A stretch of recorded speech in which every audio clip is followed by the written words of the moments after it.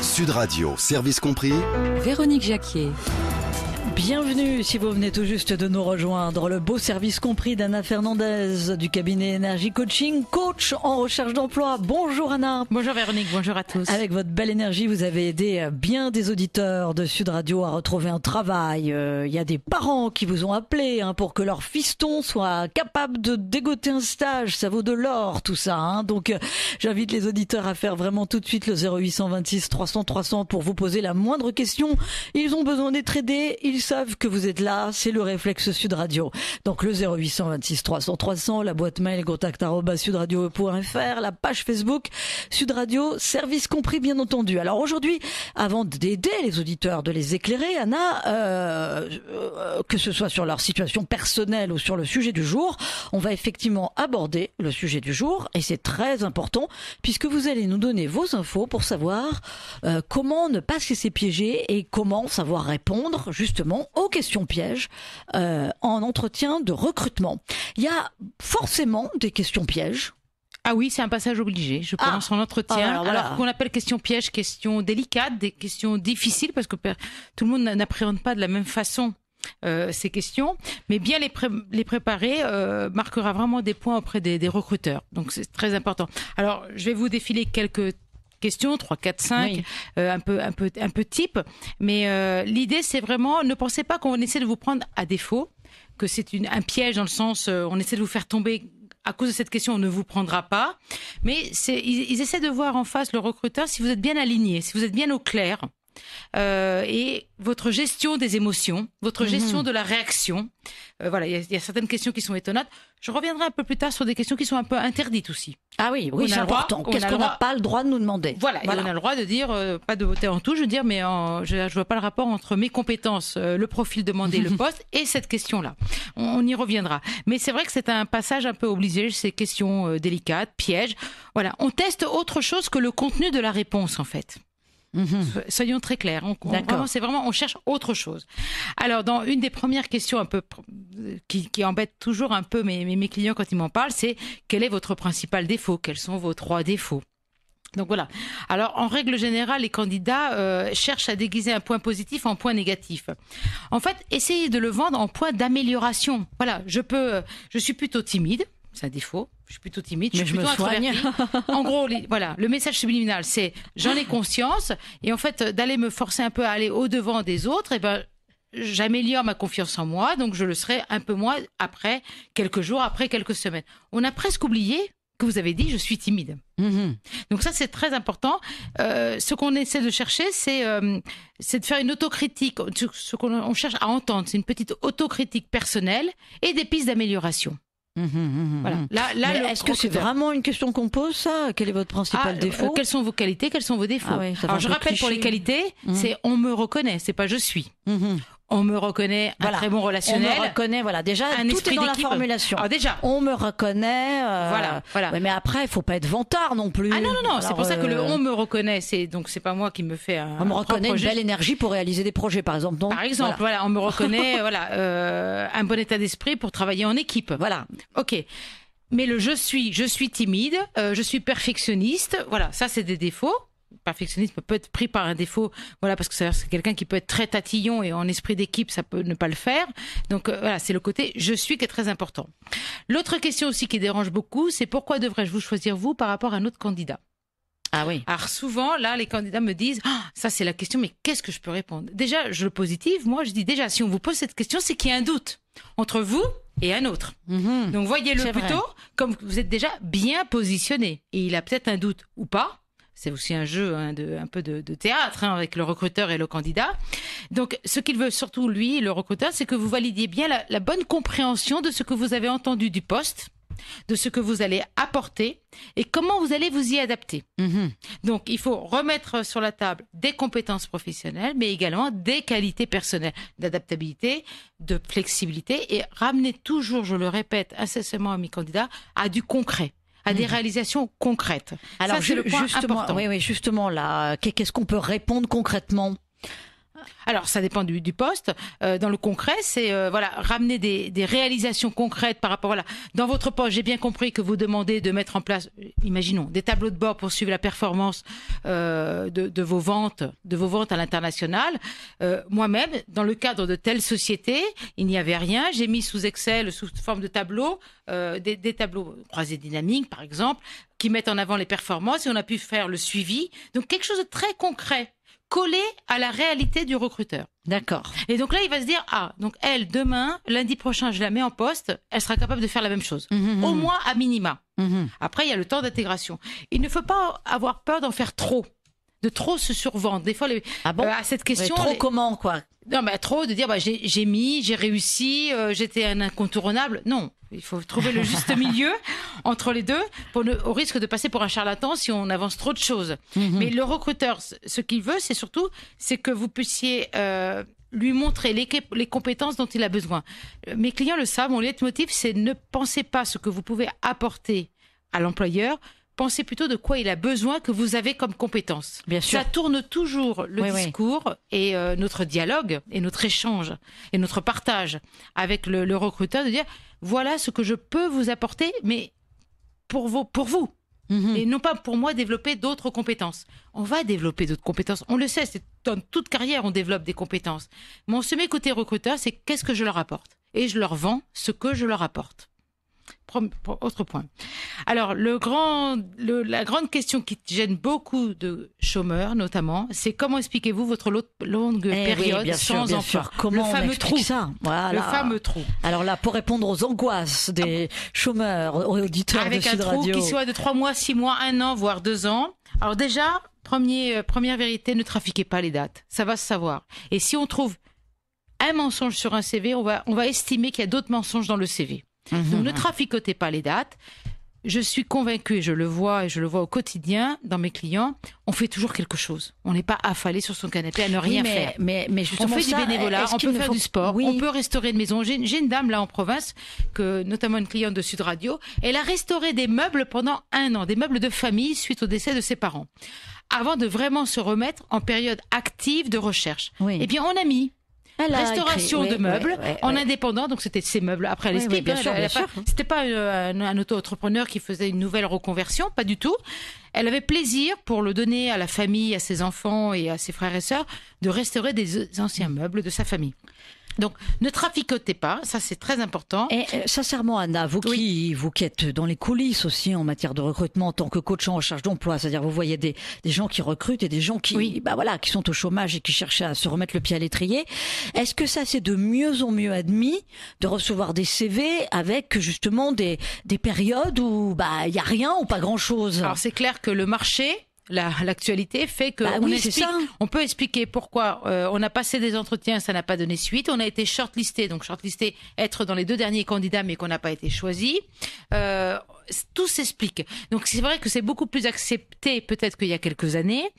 La chose que doit voir le recruteur et que veut voir le recruteur, c'est savoir comment vous vivez cette période de trou. Est-ce que c'est une frustration? Est-ce qu'il y a une déprime? Est-ce que derrière c'est j'ai pas de chance, j'ai pas eu de chance, un peu Calimero, voilà. C'est jamais moi qui ai été choisi. Ça peut fuir parce que en termes d'enthousiasme, d'engagement, d'implication, de motivation. En revanche, ça fait 1 an que je recherche. J'ai passé plusieurs entretiens, j'ai pas été choisi pour différentes raisons de manque de compétences. Ou de disponibilité. Bon, ça s'explique. Et après, il y a l'engagement. Moi, je travaille beaucoup avec mes candidats sur qu'est-ce que vous avez vraiment fait toute la journée. Il y a du bénévolat, il y a de l'implication auprès des écoles de leurs propres enfants. Il y a différents choix. Il y a à traiter, bien sûr, des maladies. Ça a été le cas, rappelez-vous, il y a quelque temps de un de nos clients vus par Sud Radio, qui avait une maladie à traiter. Il a mis 1 an à traiter sa pathologie et après, il s'est remis sur le marché du travail. Donc, on peut l'entendre. Ce qui compte, c'est de montrer d'être actif et positif. Est-ce que ça c'est un message à faire passer vraiment aux auditeurs de Sud Radio? Est-ce que à partir du moment où on vit une période de chômage plus ou moins longue et où c'est de plus en plus pesant, vous encouragez pas les gens dès le départ à trouver une petite activité, oui. Alors, ça, que ce soit du bénévolat ou autre, ne serait-ce que pour le faire valoir par la suite dans le CV. Tout à fait. Quand on essaye justement de se relancer. Alors j'ai en tête notamment des webmasters que je suis en train d'accompagner et donc ça fait 3-4 mois qu'ils cherchent, ils ne trouvent pas, donc on est en train de refaire tout le processus de recherche et je leur dis mais trouvez des associations, ils cherchent des webmasters pour créer un site internet ou pour l'améliorer. Oui. Et donc dans ce que appelle moi le E+, ce que certains d'autres appellent le centre d'intérêt dans un CV, dans le E+, on met bénévolat, accompagnement dans une association pour la mise en place d'un site internet, sachant que c'est leur cœur de métier. Donc ils ne font pas, je veux dire, il faut pas du resto du cœur alors qu'ils sont webmasters. Ils peuvent le faire évidemment, mais j'utilise leurs compétences professionnelles à but personnel. Et ça, c'est vraiment un point plus apprécié par les employeurs. Alors, on n'a pas fini évidemment de passer au rayon laser, notre sujet du jour, mais ça fait déjà réagir. Comment bien répondre aux questions pièges en entretien de recrutement. Donc, on va tout de suite accueillir Théo qui a une petite question à vous poser, Anna Fernandez. Bonjour Théo. Oui, bonjour à tous. Bonjour Théo. J'avais une question concernant un entretien. On me demande souvent la rémunération que j'espère obtenir. Oui. Moi, je me destine au journalisme, mais je fais souvent des piges et on me demande combien j'estime les piges. Et il est très difficile de répondre et d'estimer son propre niveau en matière financière. Alors, ce que j'entends, oui, très bien. Ce que j'entends, Théo, c'est que vous avez déjà réalisé des piges, donc vous avez déjà facturé. Non, pas encore. J'en réalise de manière bénévole, mais lors d'entretien, on me demande, à combien vous estimeriez votre propre pige, quoi. D'accord. Alors, ok, donc vous l'avez fait que jusqu'à maintenant que de façon bénévole. Alors moi, je dirais, rapprochez-vous de professionnels. Oui. Essayez de vous rapprocher de personnes qui font déjà des piges. Alors, peut-être junior comme vous ou un peu plus senior, un peu plus expérimenté, et regardez un peu la moyenne et estimez une moyenne. Essayez. Alors, Théo, moi je peux vous répondre aussi en tant que professionnel quand même, puisque je suis journaliste et qu'en plus j'ai été secrétaire général de la rédaction d'une radio dans une autre vie. Il existe plusieurs tarifs de pige, plusieurs montants et ça dépend vraiment des rédactions. Il y a une rédaction, ça va être 130 € la pige, l'autre ça va être 160 et puis d'autres ça va être 80 carrément. Mais ce qu'il faut que vous regardiez, si on vous pose la question d'entretien, vous allez sur le site du SNJ, Syndicat National des Journalistes, et je sais qu'ils ont un barème. Donc vous pouvez faire valoir ce barème. À mon avis, là, comme ça, vous êtes réglo, quoi. C'est toujours délicat d'aborder ce genre de questions en entretien. On a peur de donner un mauvais chiffre, vous voyez. Mais si vous avez une référence, comme le dit Véronique, ça c'est une référence donc professionnelle reconnue, donnez une fourchette. Ben oui. Prenez un minima et un maxima. Et voilà, soit ils rentrent dans cette fourchette, soit ils vous disent par la mimique, ils vous disent c'est pas ce qu'on pensait. Dans ce cas-là, moi, comme pour les prétentions salariales pour un salarié, quel que soit le métier, je leur dis dans ce cas-là, vous leur dites, j'entends bien que je suis peut-être au-dessus de votre fourchette, mais je ne souhaite pas descendre en dessous de tant. Par exemple, là, elle a dit 80 le minimum. Voilà, vous dites 80, 130 et vous dites nous c'était pas, on n'avait pas autant. Et dans ce cas-là, vous dites je ne souhaite pas descendre en dessous de 70. Et on le sait. Ce qui est important par rapport à une prétention, c'est que vous vous donniez aussi une limite basse. Ouais. D'accord. Et ça fait pas prétentieux d'arriver en disant j'ai le tel référentiel officiel. Ah bien sûr. Non, ça fait plutôt pro. C'est plutôt pro. D'après le référentiel reconnu dans le métier ou dans le secteur, j'ai vu que les prétentions étaient de ça à ça. Moi, les miennes, je m'y colle ou vous reformulez vos prétentions. Non, du coup, ça devient vraiment encore du concret. Et un référentiel professionnel, c'est pas la Bible, mais ça sert de socle, de ciment. Et c'est pas à la tête de Théo qui dit moi c'est plutôt 150-200. Pour aller plus loin que la question de Théo, est-ce qu'il y a justement de vraies questions pièges en entretien de recrutement concernant le salaire? Ah bah oui, la question quelles sont vos prétentions salariales, soit l'offre indique une fourchette et vous y collez, soit elle n'indique pas, souvent c'est rémunération selon profil, c'est très facile. Oui. Il faut se référencer, comme vous dites, il y a d'autres sites professionnels où on trouve des fourchettes de salaire, et puis il faut prendre son dernier salaire aussi. Bah oui, bien sûr. Que ce soit sous forme de mission, de CDD ou de CDI, vous saviez à combien vous avez été payé, en général, en tant que salarié, et se dire, moi je ne souhaite pas descendre en dessous de temps. Ceux qui ont déjà travaillé, ont Pôle emploi, souvent ils me disent, oui mais vous comprenez Anna, moi je gagne 3500 par Pôle emploi, et je ne souhaite pas descendre en dessous. Je dis oui, mais alors 3500 Pôle emploi c'est pendant 2 ans, au bout de 2 ans vous n'avez plus rien. Donc, il faut peut-être réfléchir que peut-être vaut mieux accepter un 3000 d'aujourd'hui ou un 2005 d'aujourd'hui et faire sa petite carrière et son chemin au sein de l'entreprise et rebondir 2 ou 3 ans plus tard sur le marché du travail en étant en poste. Merci Théo pour votre question. Vous restez à l'écoute de Sud Radio Service Compris jusqu'à 14h. Anna Fernandez, notre coach en recherche d'emploi de Energy Coaching. Allez, on n'a pas fini de passer en revue les questions pièges en entretien de recrutement et comment savoir y répondre correctement. On se retrouve dans 2 petites minutes. On attend vos questions via le 0826 300 300, via notre page Facebook aussi Sud Radio Service Compris. Il y a Philomène qui vous pose une question sur notre page Facebook. Je la lirai dans une poignée de secondes. Allez, à tout de suite. Sud Radio, service compris. Véronique Jacquier. Service compris, l'émission qui vous aide à trouver des solutions pour améliorer votre quotidien, votre vie quotidienne. Et ce n'est pas rien quand on est sur la thématique de la lutte contre le chômage et donc de la recherche d'emploi. Vous êtes avec Anna Fernandez, notre coach en recherche d'emploi que vous retrouvez le lundi. Anna de Energy Coaching. Anna, vous avez un beau parcours parce que c'est une reconversion professionnelle, votre nouvelle. Tout à fait, j'ai passé nouvelle profession. Oui, j'ai passé presque plus de 18 ans dans le même groupe industriel automobile. Voilà, donc vous connaissez les coulisses de l'entreprise. Voilà. Et vous savez j'étais maintenant... manager et manager. Et puis, il y a à peu près bientôt 10 ans, à la fin de l'année, j'ai créé ma propre structure. Je suis repartie à la fac me former au coaching professionnel et je suis dédiée à l'insertion professionnelle depuis presque 10 ans. Voilà. Alors, le coaching en recherche d'emploi, gratuitement comme ça pour les auditeurs de Sud Radio. Profitez-en via le 0826 300 300 et notre page Facebook, donc Sud Radio Service Compris, avec Philomène qui nous écrit de Paris et qui vous demande, Anna, je me suis fait licencier pour faute dans mon ancienne entreprise. Dois-je le dire pendant mon entretien? Comment faire pour me défendre si l'entreprise appelle mon ancien patron? Ah oui, alors c'est toute la question des références. Alors, le licenciement pour faute, je dirais, il faut voir, alors là, on n'a pas assez de détails de savoir quelle a été la faute. Oui. Voilà, quel a été le problème. Est-ce que ça a été pendant le CDI ou pendant simplement la période d'essai? Ça aussi, on n'a pas assez d'éléments.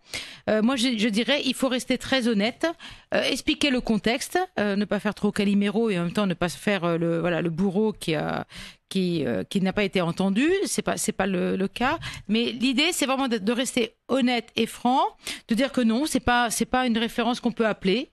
Parce qu'ils auront un autre point de vue de la situation. S'il y a derrière prud'homme, parce qu'en ce moment c'est un peu le cas pour certaines attaques, ne pas le dire non plus qu'on est parti, qu'il y a un conflit en ce moment latent. Je dirais ne soyez pas honnête, ne le dites pas parce que ça va vous porter plutôt préjudice. Et cela dit, anticiper et se méfier parce que c'est vrai qu'en entretien d'embauche on peut se permettre d'appeler l'ancien patron. Alors on va vous demander, avez-vous des références? Oui, alors vous allez donner un nom, prénom et un téléphone, et puis des fois on va pas vous le demander, mais on va le faire. Et par le standard, on va bien trouver le DRH qui va vous dire des choses sur cet employé. Donc, vaut mieux jouer la carte de l'honnêteté, de dire pourquoi vous avez été licencié et quelle a été la faute, quelle est la teneur de la faute et comment vous avez essayé de la rattraper. J'ai le cas en ce moment d'un steward pour une compagnie aérienne, après 10 ans d'expérience professionnelle dans la même société. À un moment, il y a eu un problème avec un passager. Il a très bien géré le souci respiratoire du passager, mais simplement, il a oublié de dire au chef de cabine ce qu'il avait fait. Et cette compagnie aérienne l'a licencié parce qu'il n'a pas respecté la procédure, alors que le client, le passager n'a eu aucun souci, tout a été très bien géré. Donc, on a préparé... c'est dur, hein? Oui, c'est dur. C'est dur pour un steward parce que le monde des compagnies aériennes est très petit. Ouais. Tout se sait, ils s'appellent entre eux, évidemment. Donc là, on a préparé tout un discours. Donc là, il est en train de passer des entretiens de façon plus positive et passer les différentes phases de recrutement. Donc, il est arrivé à surpasser ce licenciement pour faute parce qu'il a bien expliqué le contexte et en plus, il a eu des références d'autres collègues qui ont bien confirmé qu'il avait tout fait, mais un problème de communication avec son hiérarchique. D'accord. Donc, on joue la carte de l'honnêteté. Réponse pour Philomène qui nous écrit sur notre page Facebook. J'espère qu'elle est toujours à l'écoute. Évidemment, elle peut nous répondre. Notre page Facebook, Sud Radio Service Compris. Alors dernier point à aborder concernant les questions pièges.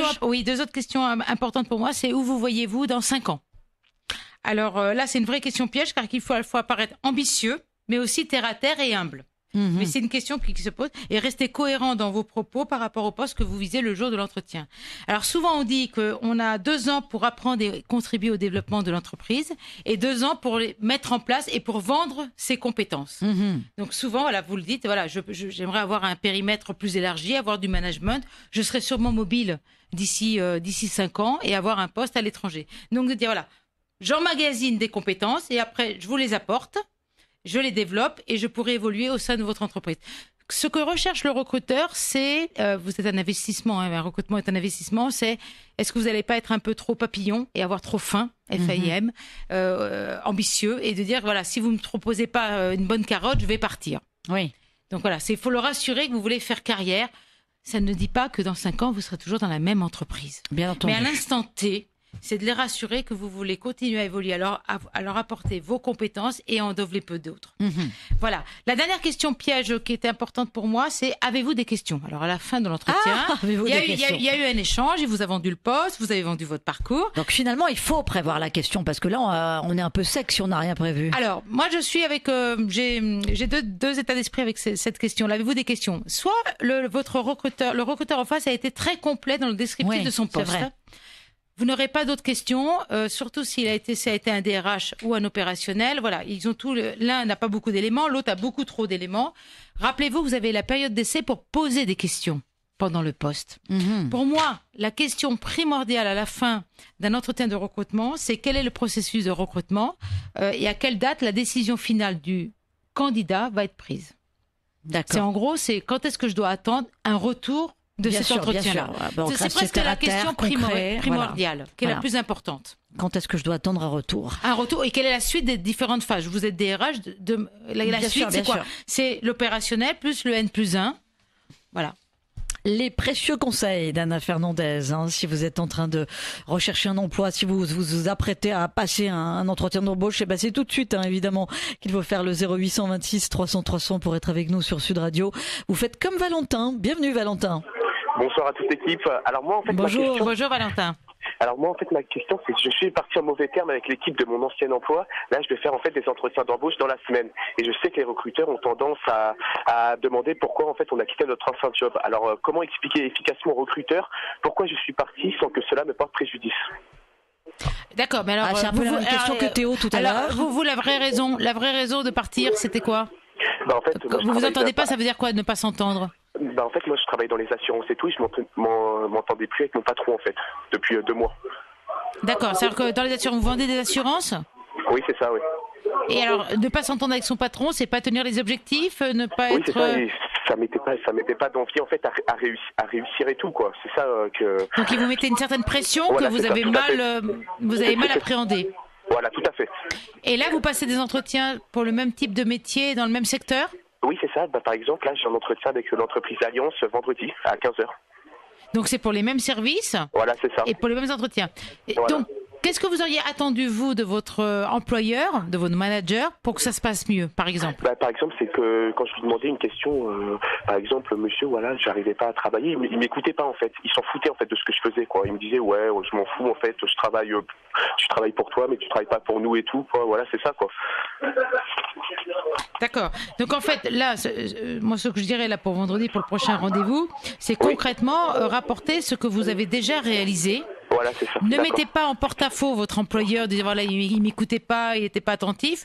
Expliquez peut-être dans ce cas-là plutôt que voilà, vous manquiez peut-être de soutien de sa part, mais ne rentrez pas dans les propos. Il s'en foutait, il me répondait ceci, cela. D'accord. Mettez plutôt en avant que vous manquez de soutien et d'appui de votre manager, et que vous êtes un peu retrouvé seul pour gérer vos objectifs. D'accord. Et que ce que vous attendez d'un manager, c'est que vous étiez par votre voix, vous êtes plutôt junior. Vous avez combien d'années d'expérience? 5 ans. 5 ans déjà? Oui, d'accord. Et vous aviez déjà eu à vendre ce type de service et ce type ce type de fonction? C'est la deuxième fois là en fait, là c'est tout. Et la première fois, ça s'est bien passé? Oui, ça s'est plutôt bien passé, mais là depuis, c'est pas très très bien passé quoi. Voilà. D'accord. Donc là, moi je dirais vendredi, c'est d'arriver plus serein, peut-être moins dans l'émotivité que j'entends là, et de dire voilà, vous n'aviez pas le soutien de votre manager, et voilà. Alors dans ce cas-là, reportez peut-être vos réalisations la première expérience professionnelle où vous avez réussi. D'accord, ok. Ça c'est le point le plus important. Mais restez plus serein et peut-être moins dans l'affect. Plus calme, plus détendu. Voilà, c'est ça, plus calme, vous l'avez dit. D'accord, oui. ok. Valentin. D'accord. Merci. Au revoir Valentin. Au revoir. Merci pour votre question. On accueille Cédric qui a fait le 0826 300 300. Bienvenue sur Sud Radio, Cédric. Oui, merci. Bonjour à toutes les deux. Bonjour. Cédric. Bonjour. Oui, voilà. Donc, je vous appelle parce que j'ai un problème assez important. J'ai été licencié suite à une aptitude médicale. suite à un accident de travail. Donc j'ai perdu mon emploi. Et depuis donc 1 an et demi, suite à ce licenciement, j'ai été orienté uniquement vers le Pôle emploi, qui ne m'a proposé aucune solution de reclassement. Et j'ai obtenu une reconnaissance de travailleur handicapé, une RQTH. Oui. Donc de la MDPH dont je dépends, enfin de ma région. Et donc je suis convoqué demain matin au Cap Emploi, donc qui est un petit peu le pôle emploi des personnes qui se trouvent dans la difficulté suite à des accidents de travail. Et ma question, j'aurais aimé savoir quelle va être la différence entre Pôle emploi et Cap Emploi, étant donné que j'ai quand même perdu plus d'1 an et demi. Donc je ne peux plus reprendre mon poste et logiquement je devrais partir dans une reconversion professionnelle. Mais je suis complètement perdu au niveau de... Alors, réponse pour Cédric. Oui, Cédric, vous êtes perdu. Oui, voilà, Cédric. En fait, voilà, c'est la question que j'allais vous poser. Je veux dire, l'inaptitude que vous avez eue, en fait, vous empêche de travailler dans votre métier premier, Absolument. dans votre fonction. Donc, il faut que vous pensiez à une reconversion. Oui, c'est ça. Donc la différence entre Pôle emploi et Cap emploi, je pense, c'est qu'ils vont vous aider à voir quelles sont les compétences transposables acquises par votre premier métier pour voir en quoi il serait utile pour un nouveau métier et s'il fallait faire une formation complémentaire. D'accord. Pour rebondir professionnellement. Et voilà, et formation complémentaire dans votre région et après par rapport à votre mobilité et savoir si ce RQTH que vous avez vous ferme beaucoup de portes ou à l'inverse peut vous ouvrir d'autres portes. Bien sûr.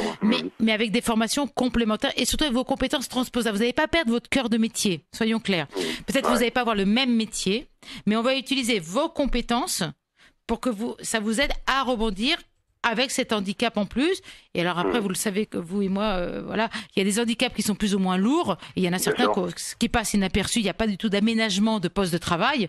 Mais simplement, du coup, vous allez avoir une formation complémentaire qui va vous permettre de rebondir professionnellement. Donc Cap Emploi, je pense, va vous accompagner dans cette reconversion jusqu'au bout, jusqu'à l'employabilité. D'accord, oui, parce qu'en fait, moi, si vous voulez, j'étais chauffeur-livreur à la base. Oui. Voilà. Donc j'ai eu un grave accident, donc je ne peux plus porter de port de charge au-delà de 5 kilos. D'accord. Donc ce qui fait que je suis complètement mis de côté, si vous voulez, par rapport à tout ça. Donc moi, j'ai toujours conduit, je suis un ancien chauffeur routier. Alors ils vont peut-être trouver des postes où il y a de la conduite, mais sans port de charge. Vous allez voir. Voilà. Alors, voilà, parce que moi, Cédric. en fait, si vous voulez... Oui, pardon. Non, mais Cédric, vous suivez bien les conseils d'Anna Fernandez. On arrive au terme de cette émission, évidemment, ça passe trop vite. Donc, vous suivez bien ses conseils. Anna Fernandez de Energy Coaching, que vous pouvez retrouver sur le site energycoaching.fr, bien entendu. Et puis, vous pouvez réécouter notre émission en podcast. Allez, on souhaite beaucoup de courage à Cédric, bien entendu. Et